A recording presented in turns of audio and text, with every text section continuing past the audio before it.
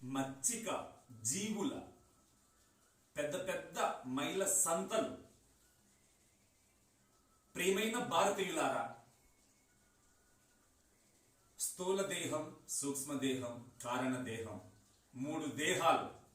అయితే స్థూల దేహం అందరికీ తెలుసు, సూక్ష్మదేహం కొందరికే తెలుసు, కారణదేహం ఎవరికో. బహూనాం జన్మనామంతే జ్ఞానవాన్ మాం ప్రపద్యతే వాసుదేవ సర్వమితి స మహాత్మా సుదుర్లభ. అంటే కారణదేహం గుర్తించేవాడు బహుదుర్లభం. కనుకనే కారణ జన్ములు అన్నారు అలాంటి మహాత్ములను.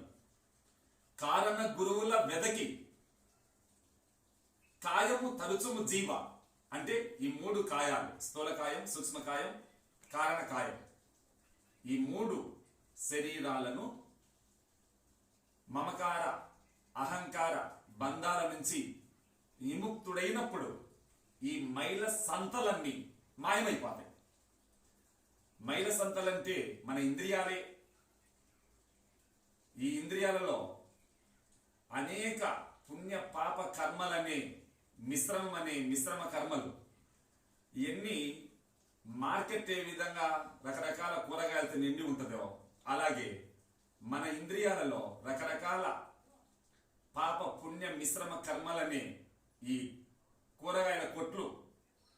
వీటన్నిటిని కొట్టేయాలంటే దానికి సంపూర్ణమైన విచక్షణ, జ్ఞాన దృష్టి అత్యవసరం.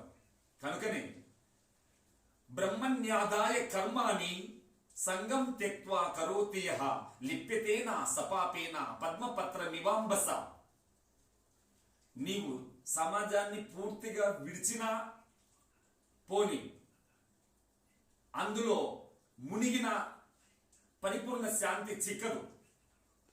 తామరాకు నీటిలో పూర్తిగా మునిగి ఉండదు, అలాగని గగన వర్ణ దాని పిలువలేదు. పద్మపత్రం అంటే తామరాకు ఏ విధంగా తన జీవన యాత్ర సాగిస్తుందో అలాగే ఈ దివ్య జ్ఞానం సంపాదించిన వాడు సమాజం తనకంటే అన్యం కాదు. కాబట్టి సమాజ సేవ అది కేవలం సర్వేశ్వరుని సేవే. కనుకనే కర్మలో కర్మగా చూడకుండా కర్మయోగంగా చేసుకో. అప్పుడే నీ జీవితం ధన్యం.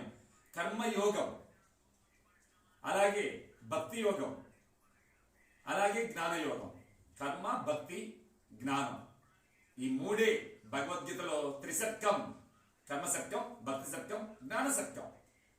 కాబట్టి పక్షికి రెండు రెక్కలు ఒక తోక ఉంటే తన యొక్క గమ్యం చేరుకున్నట్లు మానవుడు కూడా ఈ కర్మ, భక్తి, జ్ఞానం ఈ మూడింటిని ఆలంబనగా పెట్టుకొని సంపూర్ణ ఆత్మ దృష్టి కలిగిన సంపూర్ణ ఆత్మశాంతి సిద్ధించినప్పుడు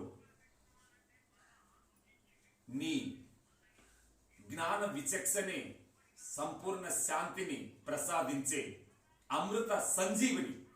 హనుమన్న అమృత సంజీవిని పట్టుకొచ్చిందంటే లక్ష్య దృష్టి గలవారి లక్ష్మణుడు. లక్ష్య దృష్టి కలిగినప్పుడు సూక్ష్మ బుద్ధి గల హనుమంతుడు లక్ష్యాన్ని ఛేదించడానికి సహకరిస్తాడు. మిత్రమా, అనుమానం లేకుంటే నీలోనే హనుమన్న ఉదయిస్తాడు. లక్ష్యం శుద్ధమైతే నీలోనే లక్ష్మణ ఉదయిస్తాడు. ఆ రెండు సంపూర్ణ దృష్టి సిద్ధిస్తే అక్కడే ఆత్మ రామ దర్శనం. ఓం స్వస్తి.